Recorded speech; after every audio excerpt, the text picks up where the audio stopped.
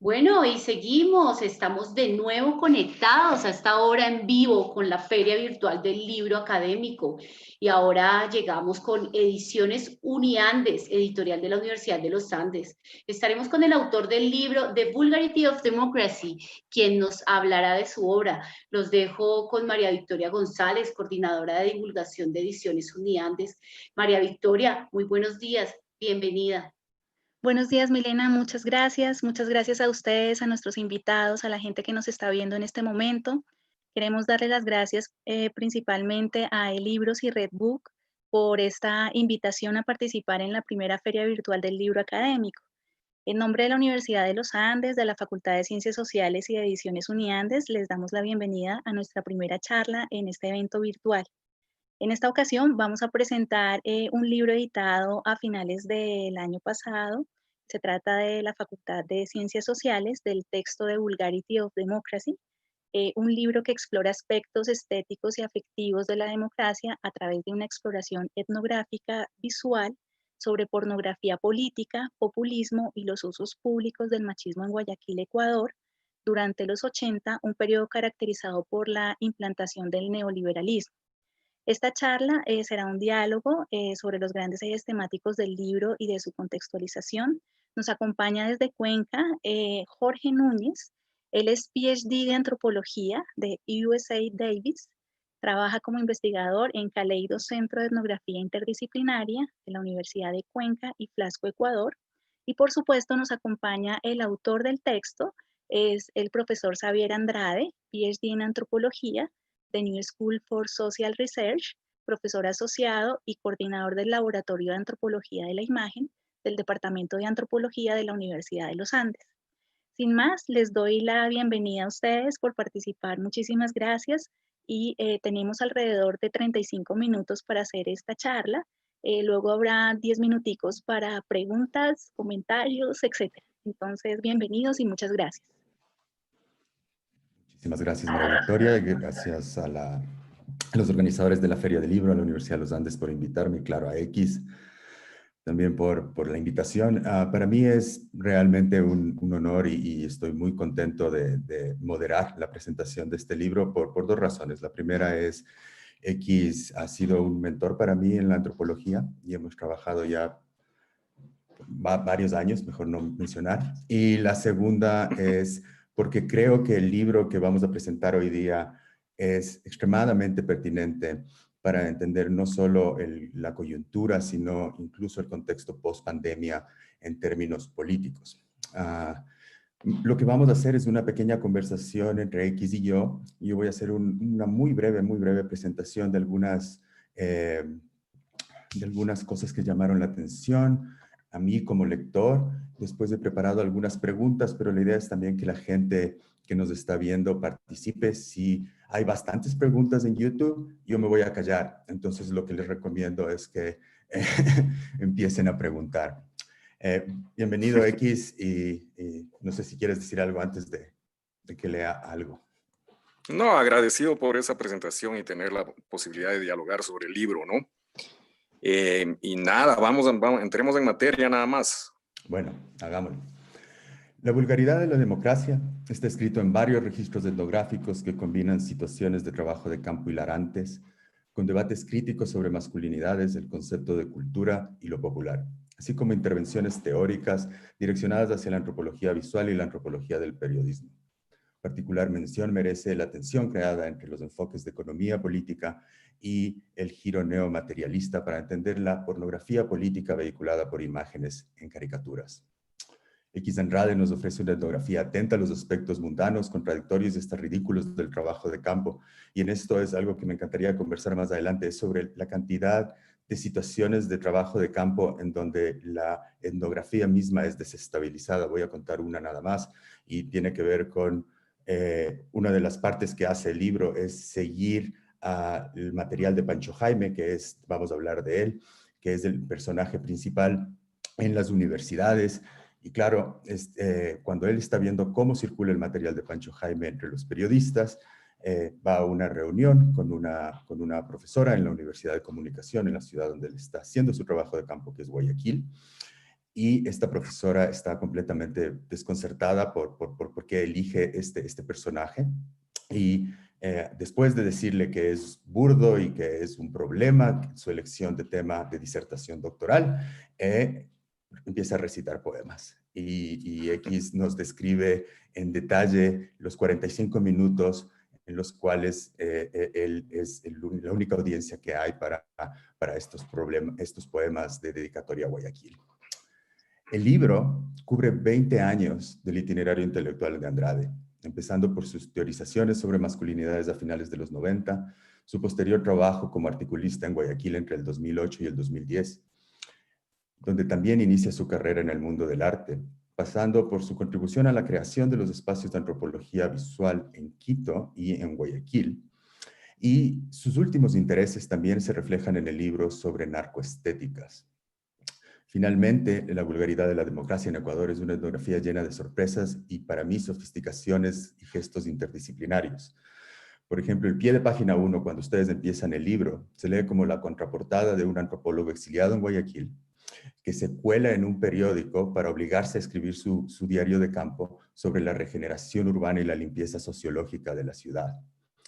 Y menciono este punto porque si algo extraño en el libro, y tal vez no es una crítica, pero sí eché de menos tener un capítulo en donde Andrade reflexione sobre su tráfico de conceptos e ideas con el mundo del periodismo en el Ecuador.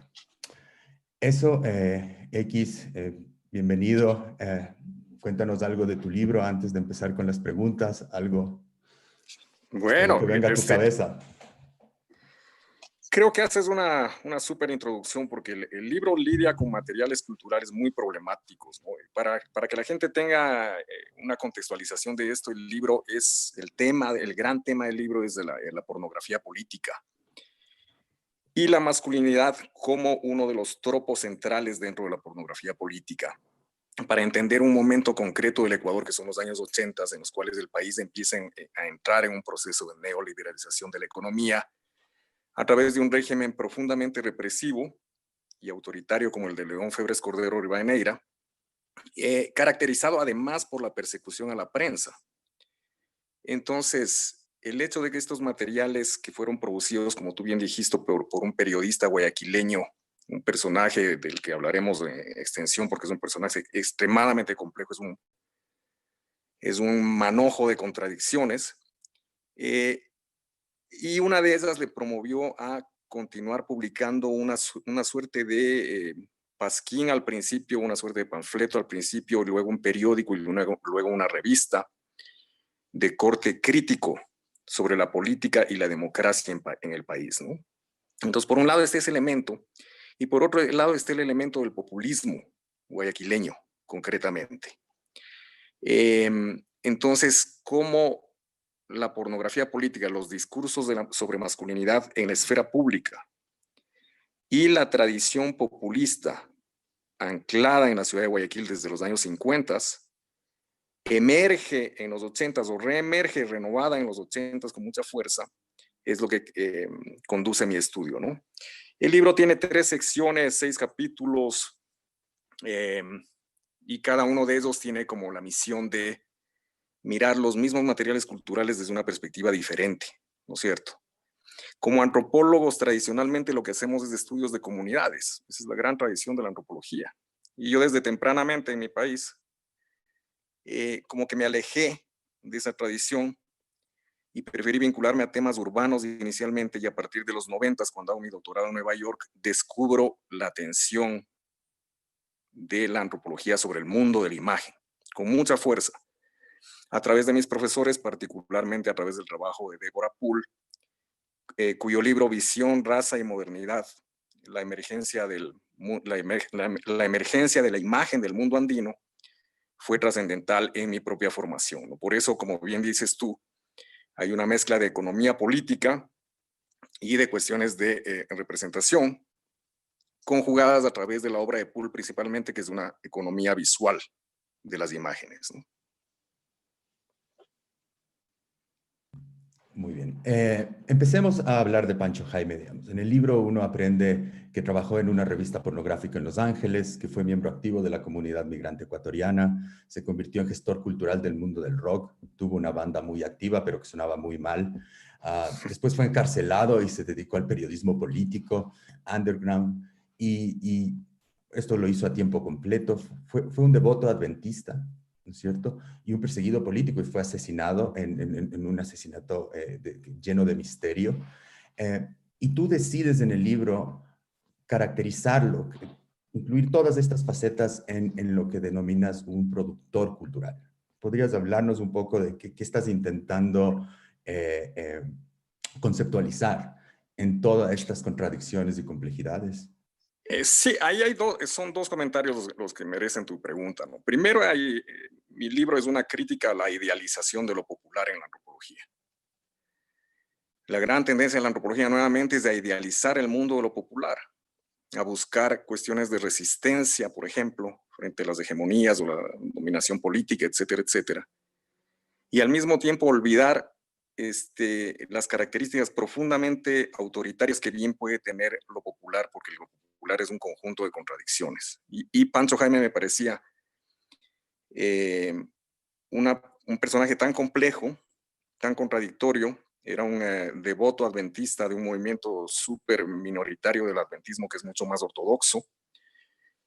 Y al mismo tiempo tenía toda esta historia como una suerte de legendario broker del mundo del rock en la ciudad de Guayaquil.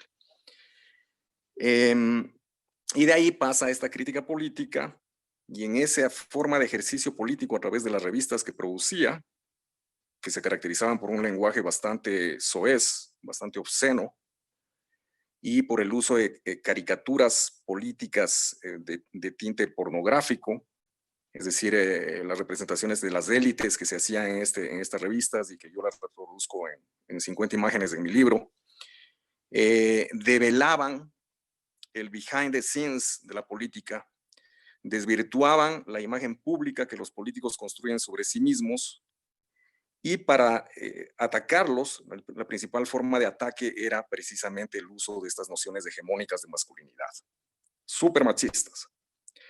Entonces, ¿cómo hacer una crítica política populista en un determinado momento? Es lo que me interesa, ¿no? Entonces, Pancho Jaime en los 80s era una suerte de broker cultural, porque estaba produciendo estos materiales que eran un ejercicio crítico, textual y visual, muy poderoso. Circulaban 18,000 ejemplares, que da cuenta de que estaba al tope de la circulación de la revista Vistazo, que era la revista más difundida en Ecuador en ese momento, la revista de política más difundida en Ecuador en ese momento. Es decir, era increíble. Al mismo tiempo era ilegal, era subterránea. Fue reprimida varias veces. Pancho estuvo encarcelado varias veces, acusado falsamente de tráfico de drogas y cosas de estas. Y finalmente llegaba a una masa poblacional que estaba encantada por la mezcla del uso del chisme sobre las élites y esta suerte de desvirtualización de la imagen ascética con la que se presentan los políticos, ¿no? Entonces, de ahí el título del libro, La vulgaridad de la democracia, porque es el uso de elementos o aspectos súper obscenos de lo popular, insultos, chismes, formas de representación de la sexualidad, formas de representación de la política, formas de representación sobre género, formas de representación sobre la propia jerga popular. Este material era escrito en una jerga muy densa de los sectores populares guayaquileños. Todo eso hace, digamos, un complejo que, atado a las redes de política populista en el Guayaquil de los 80s, hace de Pancho un productor cultural o un broker cultural dentro de esas redes populistas, ¿no? Justo en este tema me gustaría, hay una transición en el libro, en el momento de la etnografía, en donde tú estás trabajando y descubriendo el archivo creado por la revista. Y ya sabes que Pancho Jaime es adventista. Y bueno, esta es una de las anécdotas tantas que tiene el libro, que son descripciones muy detalladas de la situación del etnógrafo en el campo. Y me costaba imaginarte vestido de traje en una iglesia. Entonces, si nos puedes contar un poco, sobre todo, porque una de las cosas que trataba de ver, toda la parte de la música, toda la parte del arte, eres muy afín a las cosas que tú también haces cotidianamente, pero ya el momento en que entras a explorar la vida religiosa de Pancho Jaime, ¿cómo desarrollaste los respetos? ¿Con quién te vinculaste? ¿Cómo fue el ingreso a ese mundo que no necesariamente era el tuyo? O sea, para mí fue una de las, digamos, durante el proceso de trabajo de campo, hubo varios descubrimientos realmente, ¿no? Y eso es lo que hace tan rica la etnografía. En lugar de ejercicios de construcción meramente textualística de una revista, por ejemplo, ¿no es cierto? Cuando tú haces un ejercicio de deconstrucción textual de una revista, si haces solamente eso, para ser un antropólogo es completamente limitante, ¿no? Porque dejas de lado preguntas sobre consumo, recepción, producción y circulación de esas revistas, que eran esenciales de mi trabajo desde la economía política de las imágenes. Entonces, de los grandes descubrimientos que hago es el hecho de que Pancho era un adventista. Se intuía en las revistas, él nunca declaró el ser un adventista como tal en las revistas, pero tenía un lenguaje full antidrogas, por ejemplo. Hacía propaganda de su propio restaurante, que fue el primer restaurante vegetariano. Los adventistas son vegetarianos. El primer restaurante vegetariano en Guayaquil. Siempre descargaba contra el Papa y la Iglesia Católica. Es decir, todo eso estaba ahí, pero nunca articulado como un todo adventista. No era una forma de su presentación, digamos, pública. Al contrario, se presentaba como un rockero, como un patán, y como un tipo claramente identificado con el hipismo en Estados Unidos y los ideales de la libertad de expresión en Estados Unidos que le promueven a escribir las cosas que escribía y a no aceptar censura de nadie, ¿no? Entonces descubro que era un adventista y eso me da un break en el trabajo de campo, porque digo, si voy a tratar de entender a este personaje tan complejo, necesito conocer eso que parece que es un aspecto, no sé si central, a sí mismo en su vida personal, pero vale la pena preguntarse la política que hacía Pancho también desde ese ángulo. Entonces un día decido mapear dónde estaba este templo. Era el único templo de Guayaquil, creado en un lote que la abuela de Pancho había donado a la ciudad de Guayaquil. Y Pancho era el miembro más activo. Él se encargaba de dar las cátedras de Biblia los sábados a los niños miembros del grupo, que eran 40 agentes máximo.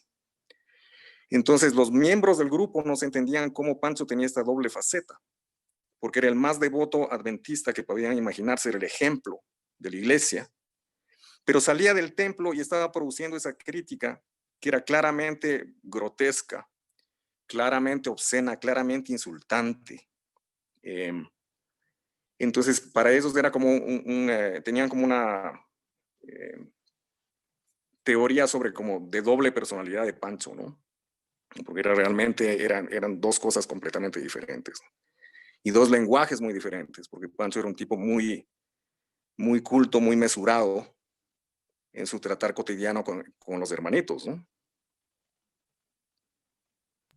Y la deconstrucción que haces de Pancho Jaime no se limita al personaje, sino algo que me llamó mucho la atención es cómo también la aplicas a León Febres Cordero y Yamil Mahuad, sobre todo para explicar las tensiones regionales del país y cómo circulan las caricaturas. Actualmente en antropología hay una reemergencia y un reinterés, digamos. Otra vez hemos empezado a hablar de masculinidades seriamente, sobre todo por Trump, pero también en Latinoamérica. Y cuando estaba leyendo el libro, lo primero que pensaba es la exacerbación de las masculinidades tóxicas y violentas que han salido desde las movilizaciones de octubre. Hasta la pandemia, ¿no? Como el racismo y la xenofobia son temas que son poco tratados, digamos, en Ecuador. Siempre se explican ciertas cosas con clase, pero no, el racismo está menos debatido. Entonces, algo que me interesó es ver cómo estas manifestaciones de violencia racista se anclaban en estas fracturas regionales o en estas cuestiones regionales. ¿Tú cómo lees la coyuntura actual del Ecuador? Tú estás en Bogotá ahora, pero igual supongo que sigues noticias, o sé que sigues noticias de Ecuador. ¿Cómo lees Sí. a la luz del libro? Mira, es un libro que para mi propia sorpresa, como que adquiere una nueva lectura en este momento, ¿no? Este fue un trabajo que, como tú bien dijiste, me tomó 2 décadas completarlo. Eso por varias razones que no voy a entrar en minucias en este momento, pero tuvo una ventaja de tener una distancia crítica frente al material cultural y frente a lo popular en Guayaquil, que me ayudó realmente a repensar todo lo que había hecho en etnografía, ¿no? Y en este momento, con la emergencia de Trump, empieza a posicionarse nuevamente la discusión sobre masculinidades en antropología, que fue una discusión que tuvo un boom durante los 90s. Y luego como que se fue apaciguando y los estudios de género básicamente continuaron siendo estudios de género sobre mujeres. O sea, la tradición de los estudios de género, que para mí es súper limitante, evidentemente, ¿no? Yo dicté la primera clase sobre masculinidades en perspectiva intercultural en Flaxo en el año 96. Y desde ahí, si es que tú evalúas las contribuciones en esa discusión, son bastante escasas, ¿no? En el caso de Ecuador. Y ahora creo que el tema de la vulgaridad del poder, que es una idea que yo la tomo del africano Achille Mbembe, en su libro sobre la poscolonialidad, me parece que ha retomado fuerza, no solamente por la barbaridad que representa el régimen de Donald Trump y su manejo de las nociones de masculinidad tóxica en la esfera pública, sino por el hecho de que los populismos latinoamericanos han hecho uso de ese mismo discurso masculinista o hipermasculinista. Recuerda el régimen de Correa y otros regímenes de la región, ¿no? Y es decir, han actualizado los discursos masculinos asociados a la imagen del poder y asociados a las imágenes de los líderes populistas, neopopulistas o como quieras llamárselo. Por un lado. Y por otro lado, la pandemia desata asimismo, y me interesa mucho las imágenes que se están produciendo durante la pandemia. Estoy publicando varias cosas sobre memes humorísticos, por ejemplo. Y como tú ves ahí, es el exceso, nuevamente, es el exceso que contiene el humor, el sarcasmo, la ironía, para tratar de desvirtuar la imagen pública del poder, el mal manejo de la pandemia por distintos regímenes, por ejemplo, ¿no? Entonces yo creo que estas teorías sí nos ayudan a aterrizar en una discusión mucho más antropológica del poder, que va más allá de lo que las ciencias políticas y la sociología regularmente hace, que es focalizarse en instituciones y líderes políticos. Aquí estamos hablando de un sustrato que circula en la comunidad, que contiene elementos súper reaccionarios, súper racistas, súper xenófobos, súper machistas, pero que al mismo tiempo apuntan a una crítica social sobre el poder y las desigualdades en nuestra región. Sí, y quiero hacerte una pregunta, irnos un poco más a la parte teórica del libro, que a mí me parece que nos ofrece un campo donde plantear unos cuestionamientos que a mí personalmente me interesan. Yo estoy trabajando en este momento los videos de los asesinatos de prisioneros en las cárceles de Ecuador. Y algo que me llamó mucho la atención teóricamente fue la conversación que tratas de mantener entre esta literatura antropológica sobre mundos de las imágenes de los 90s y inicios del 2000 y las nuevas teorizaciones que hay desde los neomaterialismos en las ciencias sociales. Y esto se traduce empíricamente en tu descripción de la circulación del material entre periodistas, pero también entre mujeres, que es algo que me llamó la atención, la reacción, digamos, podemos hablar de incluso la anécdota en la que cuentas que todo se convirtió en una suerte de juego que iba elevándose en el calor de la conversación. Y un intento también de ver el efecto de la imagen por la imagen, de ver la capacidad política de la imagen. Y algo que me gustó en la teorización es que la capacidad política de la imagen pornográfica no depende nada más de Pancho Jaime. O sea, es Pancho Jaime quien descubre ¿no? La capacidad de agencia, podríamos, para usar un poco de terminología de ahora, que tiene la imagen pornográfica. Sí, y esto se inscribe, digamos, ese trabajo, aunque también es una de las cosas que yo investigué, es que la caricatura política de índole pornográfico, que es el centro de material de mi estudio, tiene una tradición que data al siglo XVI y que adquiere una expresión máxima en la Revolución Francesa, es decir, se empiezan empiezan a circular dibujos y grabados que ridiculizaban a la aristocracia y a su vida sexual como una forma de desvirtuarlos nuevamente. Entonces, cuando hablamos de la caricatura política que hacía Pancho Jaime, hablamos de una tradición que data de varios siglos atrás y que utiliza las mismas estrategias básicamente en distintos contextos históricos y sociales, ¿no? Y que devienen luego en lo que hoy circulan como memes. Porque los memes vienen de la tradición de la caricatura política y del uso de imagen y texto mínimo para apuntalar una forma de crítica frente al poder, ¿no es cierto? Entonces, una de las cosas que tú mencionabas en este último comentario es el hecho de que uno podría asumir que el lenguaje súper sexista y súper machista de estas publicaciones tenía como finalidad crear solamente un conglomerado de lectores hombres. Y en el trabajo de campo, nuevamente, una de las grandes sorpresas, por eso que me encanta la etnografía, que es un proceso abierto, o sea, uno realmente descubre cosas que no las tenía pensadas cuando diseña el proyecto, por ejemplo. Una de las cosas que descubro es que había un conglomerado de lectoras femeninas de todas las clases sociales, incluyendo gente de élite, burócratas, etcétera, ¿no? Entonces, no solamente eso, sino que habían agrupaciones feministas que utilizaban el mismo lenguaje gráfico de Pancho para crear pedagogías feministas, lo cual parece un contrasentido absoluto. Pero la clave era que era tan eficaz visualmente, esto es pre-internet, ¿no? O sea, hay que ponerlas históricamente también, no existía el internet en el momento en que circulan. Lo cual hacía que el consumo de esta literatura fuera colectiva. No era una lectura solitaria, eran lecturas colectivas. Eran ejercicios de performance, de lectura oral de estos materiales culturales que se ejercitaban en los círculos de amigos, ¿no? En el barrio, en la escuela, etc. Entonces eso hace mucho más fascinante todavía preguntarse sobre la circulación y la eficacia de estos materiales, ¿no? Finalmente, uno de los temas, antes de pasar ya a las preguntas, es uno de los temas que el libro también trata, se engancha en una descarga o en una conversación más bien con la sociología política y la politología y la noción de cultura política.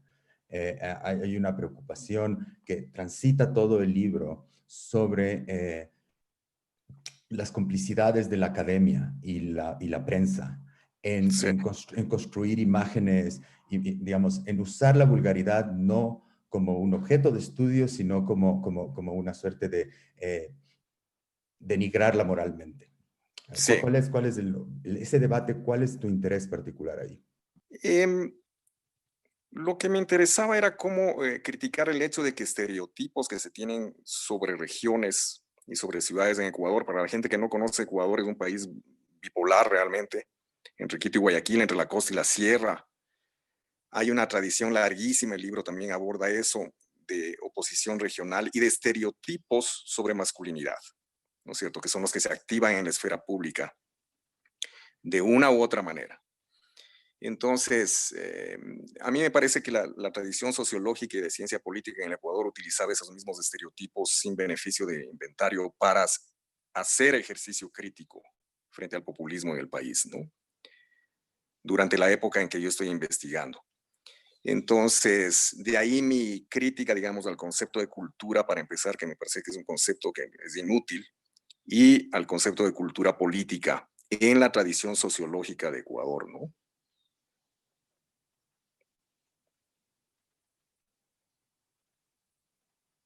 ¿Estás en YouTube o seguimos la conversación? Como tú quieras. Bueno, Hola. sí, tenemos algunas preguntas en YouTube, pero bueno, no quisiera, Jorge, quitarte así las preguntas que tengas ya, que hayas tenido ya planeadas para seguir este conversatorio. Así que adelante, si deseas hacerle alguna otra pregunta, continúa. O si ya definitivamente quieres que arranquemos con la lectura de las preguntas en YouTube, está bien. Yo creo que arrancamos con la lectura de las preguntas. Al último podemos hacer un comentario final sobre la relación entre los memes y la gráfica de Pancho Jaime, pero sería interesante ver qué está pensando la gente que nos está teniendo paciencia en este momento. Ok, perfecto. Dame un segundito. Bueno, agradecemos a todas las personas que están conectados con nosotros a esta hora en la Feria Virtual del Libro. Carlos Terán Vargas, Dancer, Ana Jacinta, Jacanda Correa, María Torres. Muchísimas gracias por seguirnos. Paul Pavón. Bueno, Paul Pavón te saluda, Xavier, súper pertinente para entender la cuestión política guayaquileña y nacional también. Saludos, saludos, Paul Pavón. Bueno, y vamos con una pregunta de Dancer.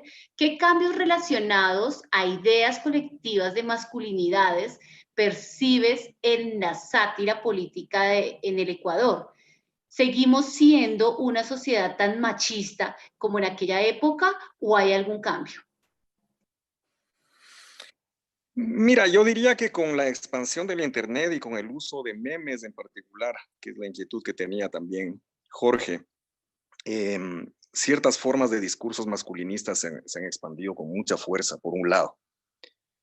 Y por otro lado, tienes el hecho de que el Ecuador tuvo un régimen por una década caracterizado por una reiteración de la citación de los tropos de la masculinidad dominante, que volvió como a legitimar esa forma de ejercicio político que había estado caracterizado en los 80s por el régimen, principalmente por la tradición populista de Abdalá Bucaram. Entonces, yo diría que esos dos elementos hacen de la sociedad ecuatoriana una sociedad que acude a formas masculinistas para continuar hablando el lenguaje de la democracia, el lenguaje del poder, el lenguaje de la ciudadanía.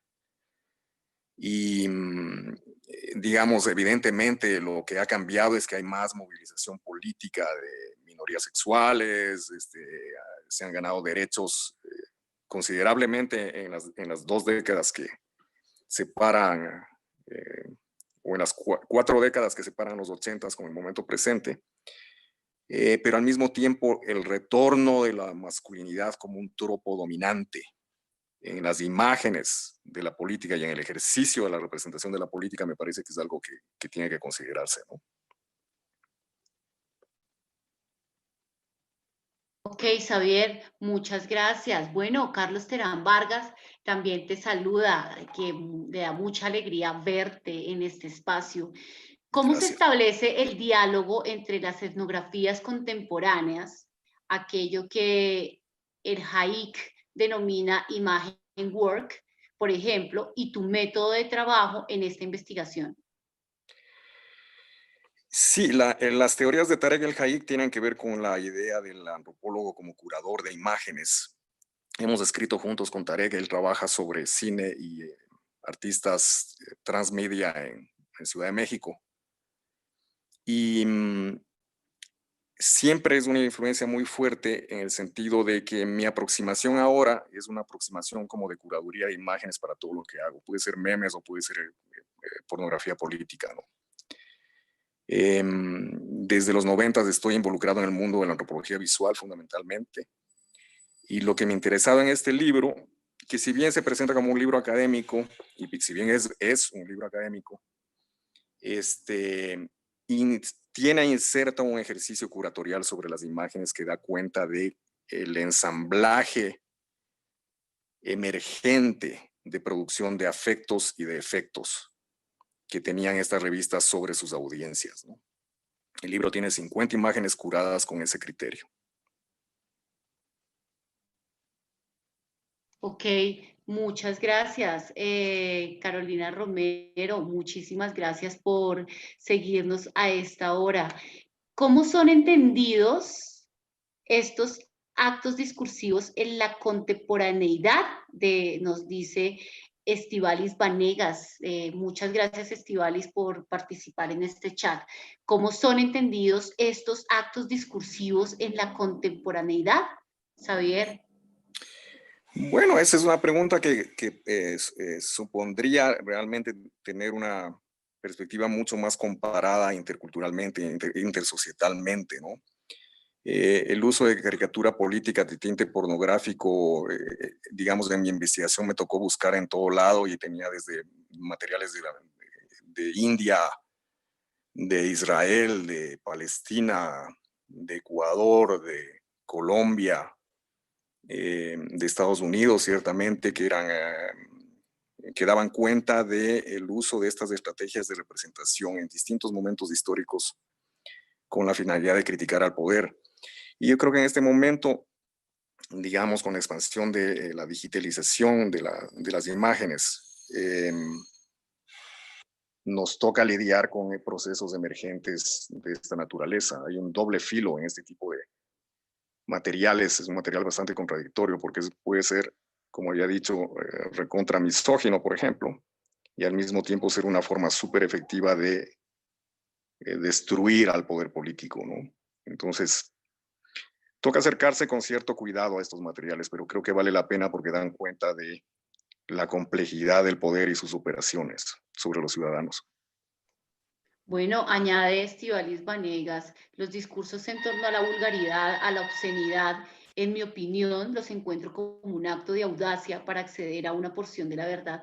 ¿Qué opinas de esto, Xavier? Totalmente, el material era hecho por un tipo muy audaz, le costó la vida. De hecho, porque incomodaba demasiado a fracciones de la élite política guayaquileña. Hubo un manto de silencio total después de su asesinato. Asesinaron al sicario que fue pagado por alguien. Y Pancho era muy consciente de esa audacia, estaba muy consciente de los extremos a los que llegaba en su forma de pintar a las élites guayaquileñas. Xavier, Jorge, muchísimas gracias por esta intervención, sobre todo a ti, Xavier, por presentarnos tu libro el día de hoy. Quiero dar paso a María Victoria. María Victoria, ¿cómo estás?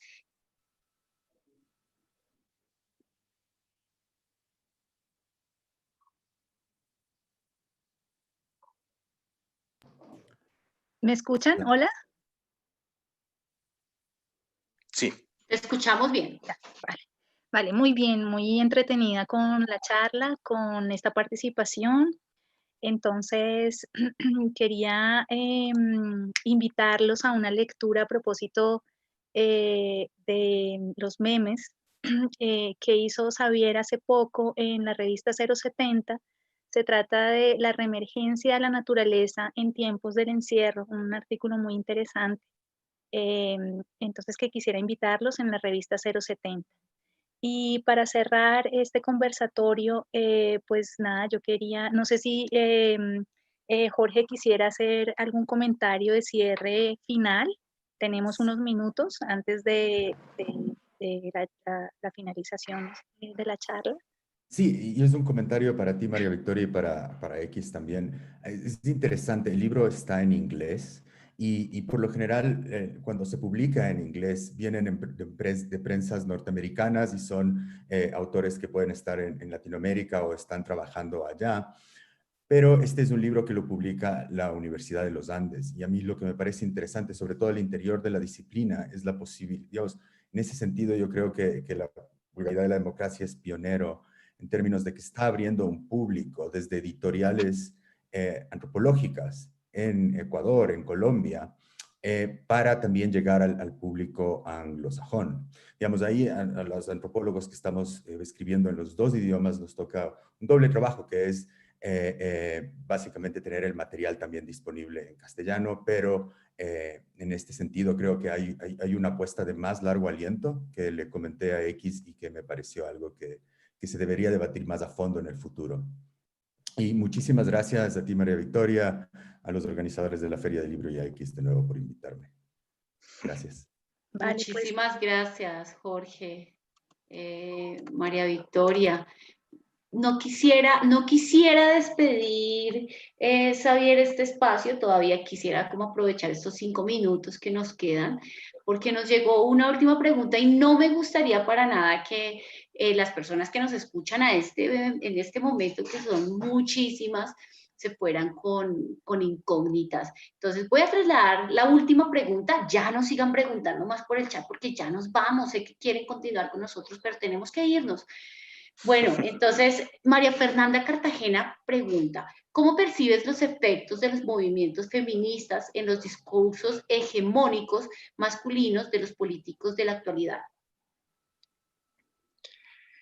Mira, yo veo que hay una tensión muy marcada ahí entre las reivindicaciones feministas y los logros que se han dado en el campo de los derechos sexuales y la reemergencia con una fuerza brutal de discursos masculinistas en toda la región, ¿no? En Latinoamérica, pero esto está pasando en todo lado, o sea, Boris Johnson en Inglaterra, Trump en Estados Unidos, y otros regímenes que Manuel López Obrador en México, y otros regímenes cercanos, ¿no? Entonces, yo veo una tensión muy marcada entre una sociedad que ha hecho avances progresistas, por un lado, y este retorno, esta venganza de lo masculino que se ejerce desde la esfera pública, ¿no?